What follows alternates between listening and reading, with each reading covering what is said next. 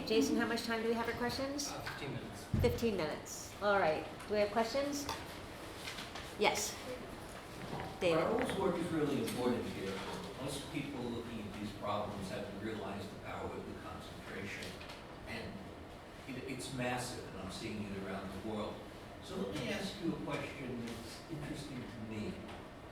If you were India, and you wanted to have more of these services, whether it be search or media, or any of the ones we're talking about made in India, and in fact that is the campaign right now, what's the right way to fight back against what you put on that chart? In particular, it looks to me like the one successful opponent to GAFA is China, who has protected their industries. And we know from basic economics, we have the idea of infant industries needing protection, just as the manufacturers in the United States needed it in the early 1800s. So does it make sense for somebody like India, or does India come out ahead? And you can put this to Brazil, although Ralph de Vega was down there and may buy half the media. Should they start taxing, closing, giving advantages to domestic producers as the only way they can come into this game successfully? Yeah, I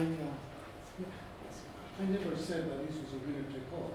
On the contrary, I said that because there were low multi-homing costs and there was a heterogeneity of demand, that's still the conditions of winner take all that weren't satisfied. Okay, So, yeah, now, on the search, we have a different issue, because that is a winner take all, clearly. Otherwise, I mean, Google wouldn't have 75% of the market in the US and 95% overseas. So that is definitely, and all the economic analysis shows that it's a winner take all. So I think that notwithstanding China protectionism or linguistic barriers that you might see in some countries, I don't think India has a prayer. I think that they can work on the complements of the two platforms.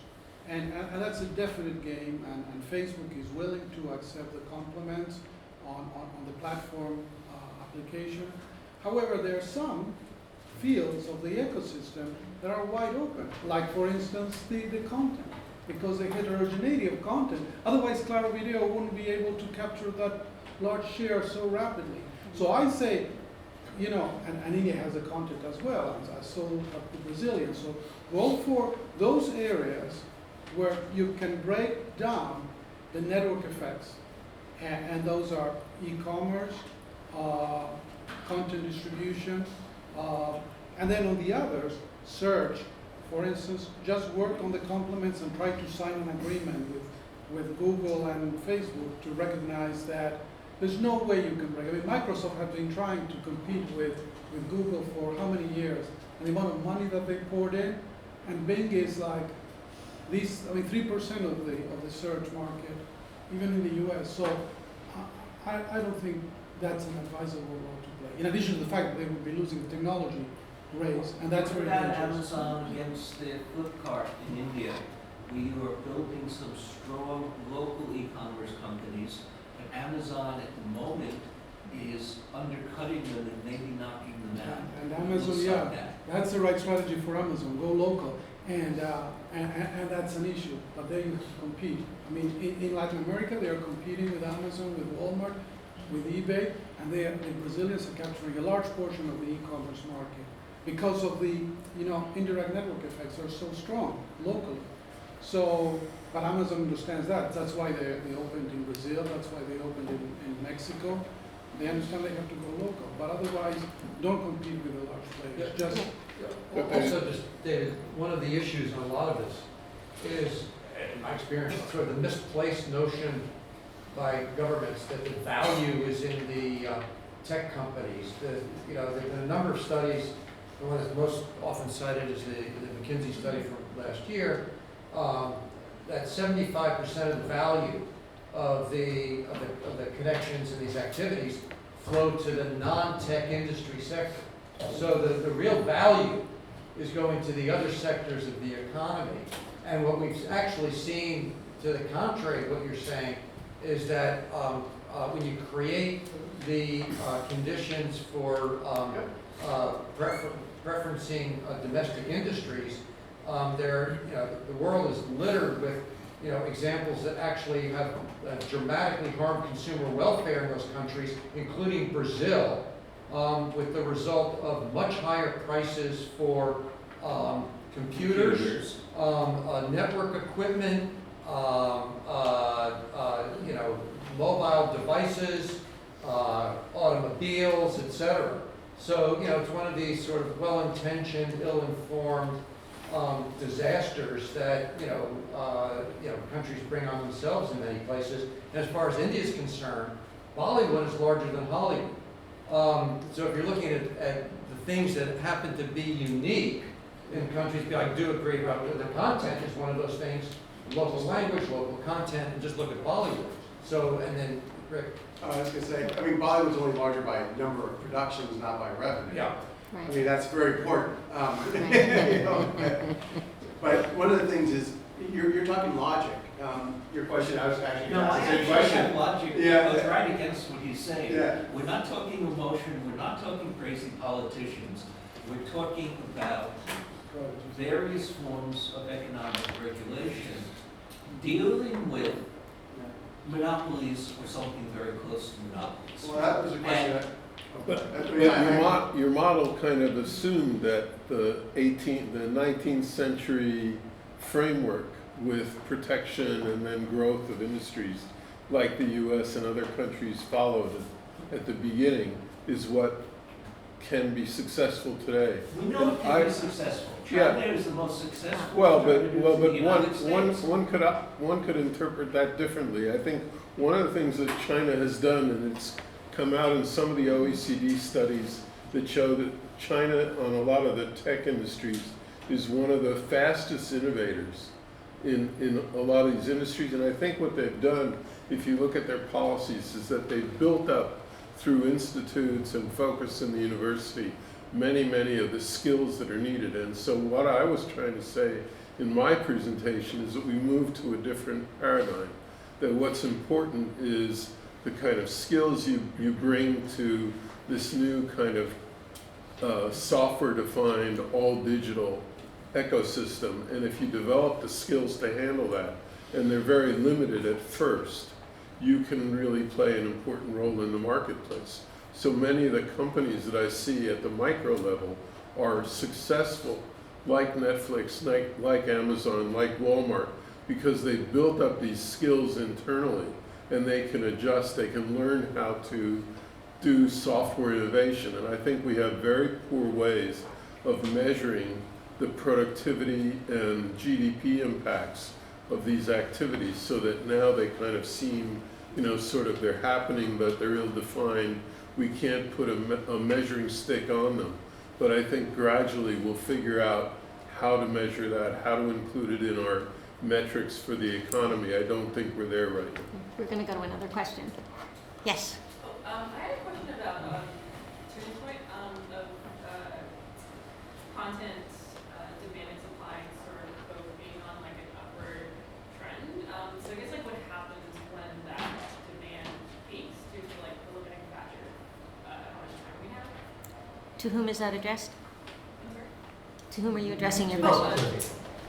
Yeah, so as I indicated earlier, that's a very good question, by the way, but in terms of demand being a limiting factor, I don't know that that's the expectation in the near term. As I indicated earlier, there's not any concerns with demand supply imbalance.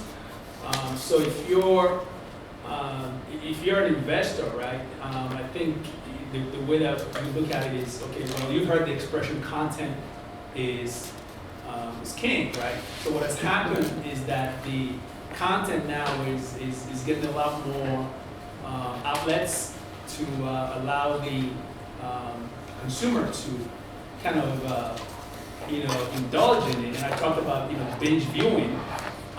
So the explosion in demand, I think, is really helping to to mitigate any, concerns, would there be some kind of maybe plateau? I don't know if that's what you're trying to suggest in terms of, am I answering your question? Well, I mean, I think just the limiting factor of like 24 hours in a day, like there is a limit to like demand, right? No, but the main limiting factor is price realization. You know that, take the music market. We consume 3 times more music now than we were consuming it 10 years ago. And look at the size of the music market. I mean, it has collapsed, so there's an issue independently of demand.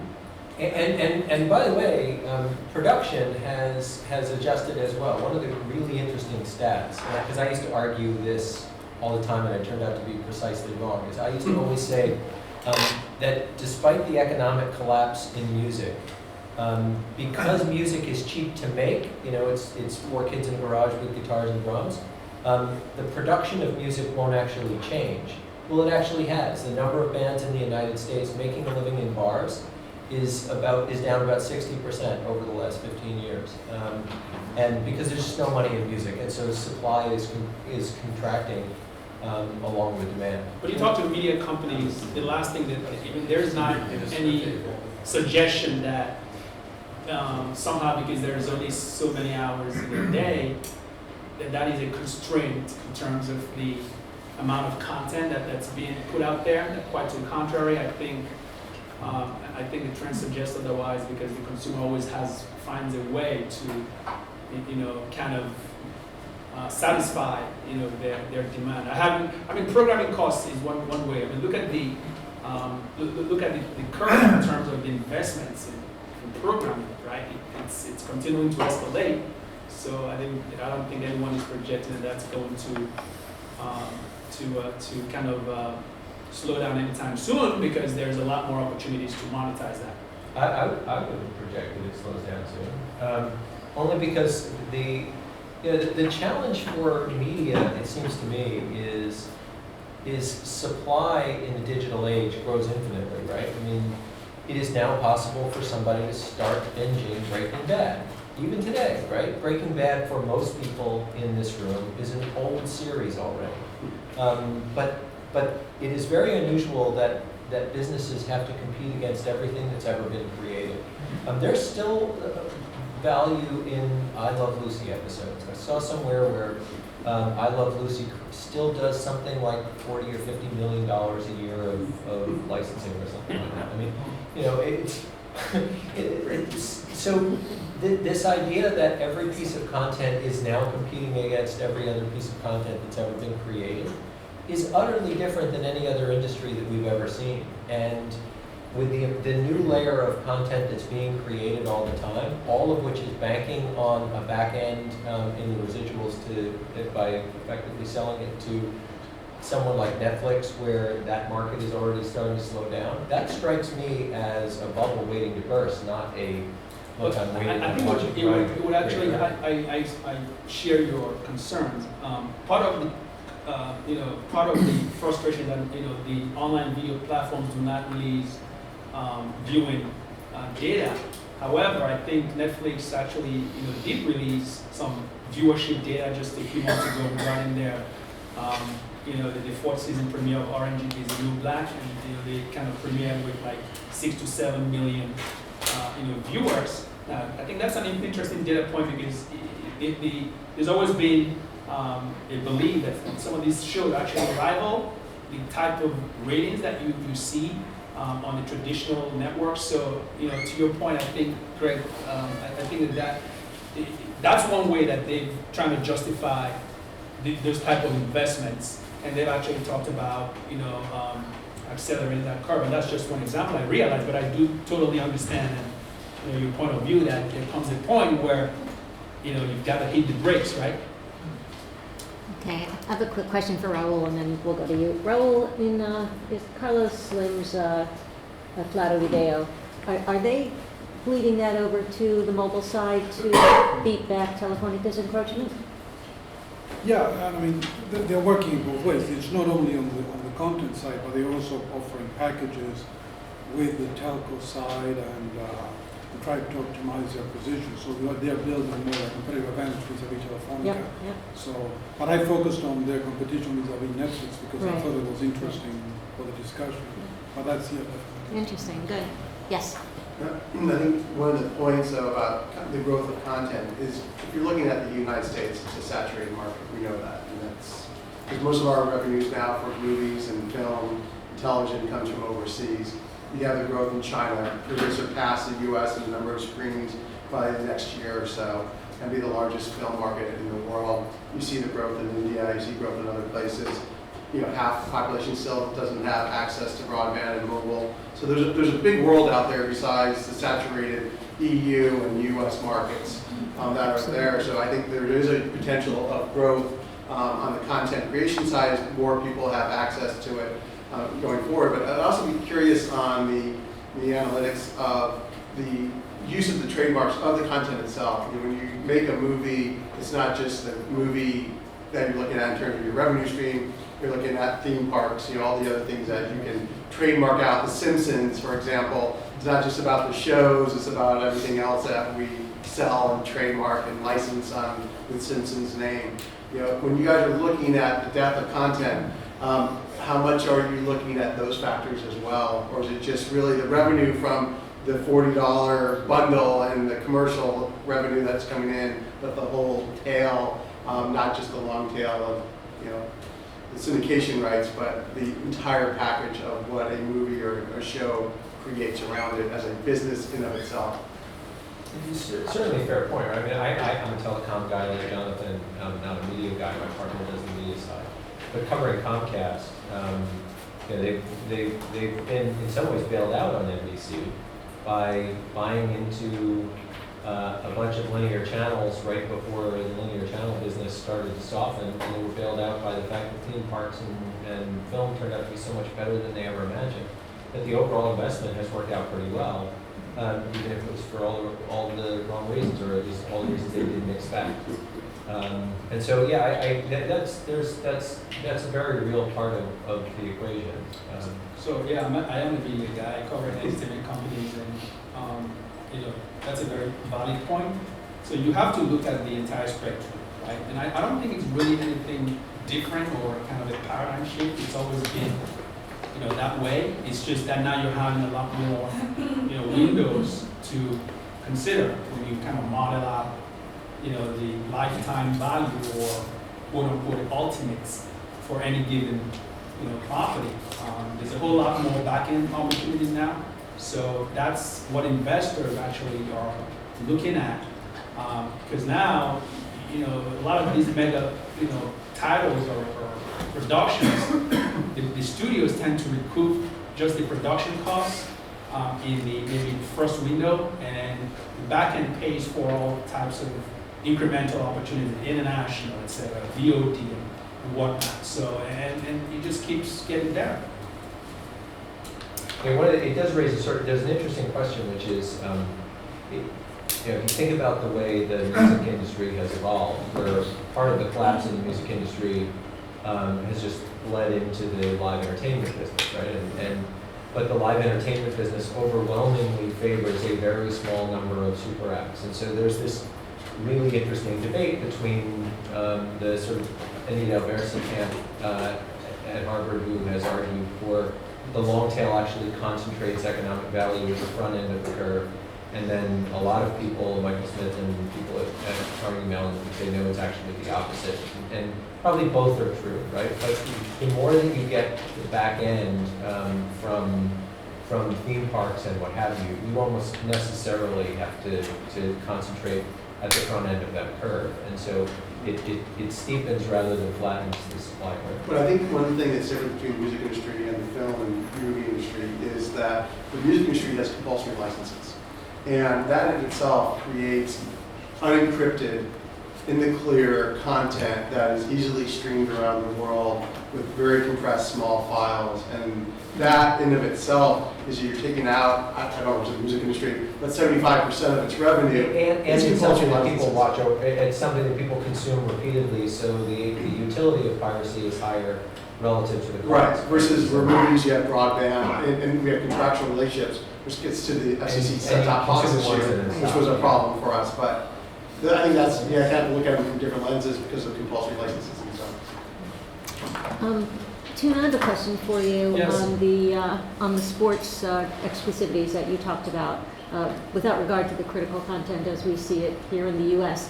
When I was negotiating soccer deals in Africa for the carriers there, we discovered that ESPN actually does not have exclusive contracts, even though they are very exclusive. And that was because they had de facto monopolies based on a stranglehold, effectively, on the sports companies, that if they sold to anybody else in Africa, they wouldn't take them to China, they wouldn't take them to India, they wouldn't, and so it was impossible really to break their monopoly, even though it was a de facto monopoly instead of anything contractual. Has that eroded? Is there different leverage now given all these other outlets, or is that still very much there? So there really is. That is a great question. I think sports, we could talk on sports, for hours, because that is really one of the major,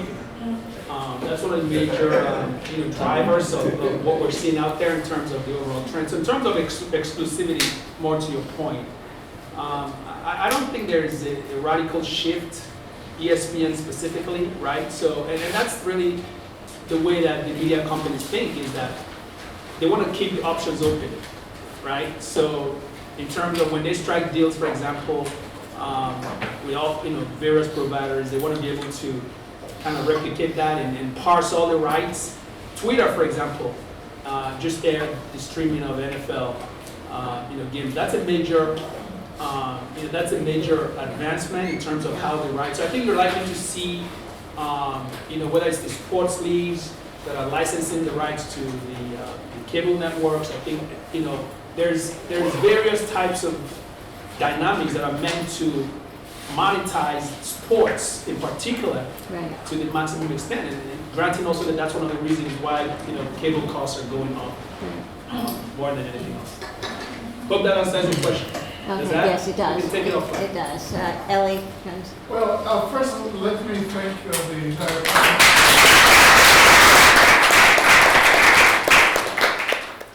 it is 5 o'clock on Friday, but before we break off to the fun part here, are there any observations that anybody here would like to make more generally about this environment of OTT and video networks, etc.? Is there any, not specifically aimed to this particular panel, another question but an observation?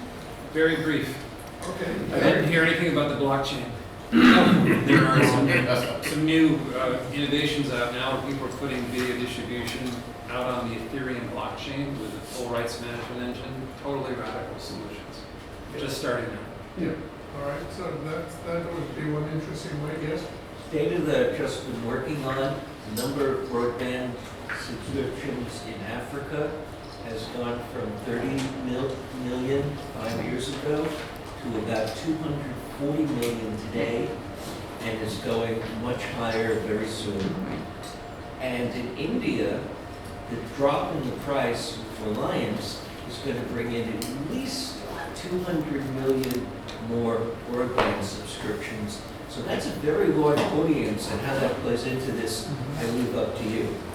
I think this is really nice because about 2 or 3 years ago I wrote an article saying that for Africa, entertainment is going to be the driver for broadband,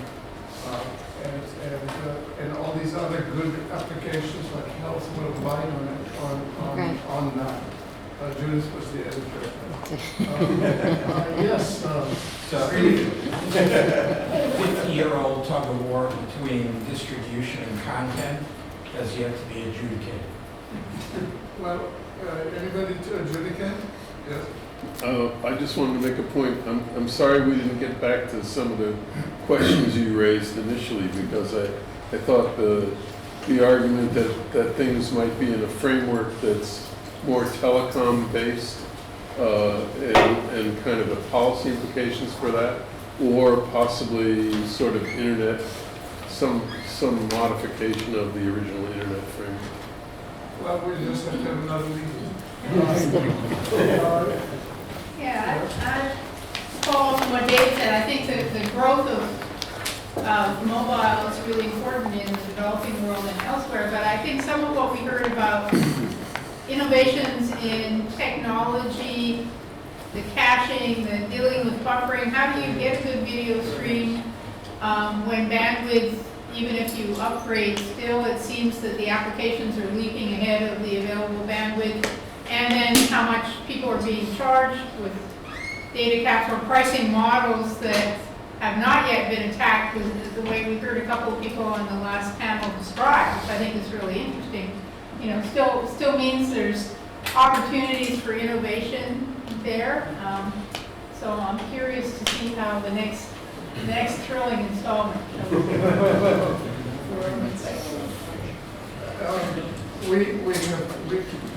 We have kept Bob Pepper speechless, which is.